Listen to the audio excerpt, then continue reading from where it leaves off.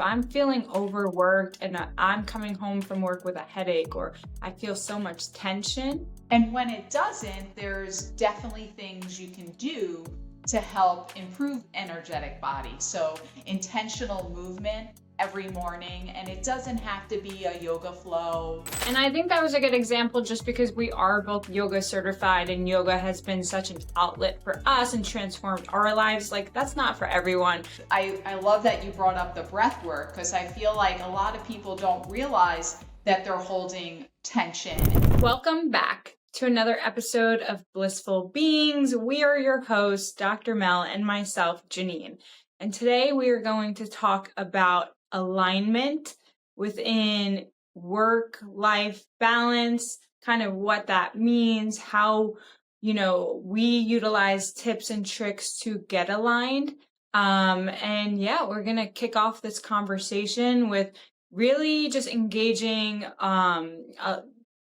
the 7 chakras, right? Getting fully aligned when it comes down to it. So Dr. Mel, kind of what is your definition of alignment? Yeah, so I feel like when you're talking about the energetic body, when you feel like there can be blockages within your chakras, like Janine mentioned, and there's tips and tricks and certain tools that you can use in order to keep the energy flowing properly. And when the energy is flowing, everything in your life actually begins to flow. You'll notice if your resistance within your body, you may be sending out the wrong energy to the wrong people, maybe affecting your business and your relationships because you're not having better communication with the people around you. So I think this topic is really, really important, and people don't think about it. What kind of energy they're blocked in, and maybe what's not translating properly to the people around them. Yeah, for sure. So let's start with number 1, which is the foundation, and energy being the foundation. Whether it's how you're showing up at work or showing up, in your relationships, it's really all about the state of being, the state that you're in. And there's ways to start your day and have morning routines and tips and tricks to really get that energy going, because essentially everything we attract is because of our energy levels. And one of my mentors, Bob Proctor, would always state, like, it's 95% your state of mind and your state of being, and 5% strategy. So sometimes people, in the business realm always state like strategy, hard work. But nothing good comes from burnout. Nothing good comes from overworking. Nothing good comes from forcing.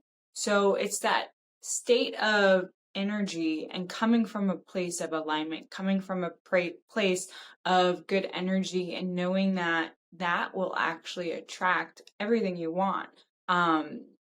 For me, I would say, like, one of the things that really helps me get it aligned is removing ego and coming from my why and my mission, especially in the work setting. Like, everything that comes good back to me is because I gave in an energetic way that was serving others. I didn't have myself in mind. It came from a generosity of maybe empowering others to succeed, or, helping a client get their dream home, or, really teaching someone how to do their first fix and flip. Like, I always had someone else's best interest at heart. And also, like, I think humans, there's so many people in life that have the fame, they have the money, they have everything that you ever want, but they're still unhappy. What actually raises human consciousness and raises fulfillment is generosity. It is giving. So you want to find that equal balance of give and receive. Give and receive. Your body is really a guide. And when you're feeling those moments of tension, those moments of stress, those are the alerts that are like, I'm not in alignment. If I'm feeling overworked and I'm coming home from work with a headache, or I feel so much tension, that's actually your body telling you you're not on your higher purpose path. So listening to yourself, listening to your body, being in alignment is easy flow. And if it's not going easy and it's not flowing, and I'm not saying everything in life's going to be easy, but it should feel right. It should feel like, with higher purpose, integrity. And when it doesn't, there's definitely things you can do to help improve the energetic body. So intentional movement every morning, and it doesn't have to be a yoga flow or an intense exercise, but even just going for a short walk, any kind of movement. If you like to dance, that can decrease the blockages in the body and open yourself up. Because when you're holding that tension, it can also mean you're holding stress, trauma, past events that you're boggled up on, and that may shift your mindset to a more negative state and may put you in more of that stuck position. So just a simple tip in the morning to start you off right. Just do some type of movement, and it doesn't have to be very long. If you can just dedicate maybe 15 minutes in the morning to doing some kind of movement, biking, walking, yoga, anything you enjoy, going for a hike, or just going out into your garden for 15 minutes, anything you can tolerate, I highly recommend that to release some blockages in the body and release some tension. And you'll notice your spirits will improve, and the communication to your loved ones and your relationships around you will improve as well. Yeah. And I think that was a good example just because we are both yoga certified and yoga has been such an outlet for us and transformed our lives. Like, that's not for everyone. So finding what works for you, whether it's going through a walk in the garden, walking your dogs. Some people like to go for a drive, so just finding that routine that releases the stress.